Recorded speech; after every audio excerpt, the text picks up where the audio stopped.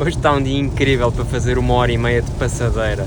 Hoje decidi sair da rotina e trocar o pardão pelo trail. Acabaram as provas grandes, por isso não há melhor altura para o fazer. Dar um estímulo diferente às pernas, subir montes para trabalhar força, descer para trabalhar agilidade e coordenação, terreno irregular para trabalhar estabilidade. Ficar um atleta mais completo e pronto para qualquer desafio. Sabe bem também aproveitar esta fase para desligar dos números e das métricas. Aqui só liguei o relógio e fui sem olhar a ritmos, tempos ou batimentos cardíacos. Só voltei a olhar para o relógio quando parei a corrida e que bom que foi treinar apenas pelo prazer de treinar. Quebrar um pouco a monotonia que o treino se pode tornar, aproveitar a natureza, cansar o corpo, mas descansar a cabeça. Sim, fiquei todo partido porque acabámos a fazer 400 metros de acumulado. E sim, acabei, parecia um pinto porque apanhei uma molho descomunal, mas as passadeiras estavam ocupadas.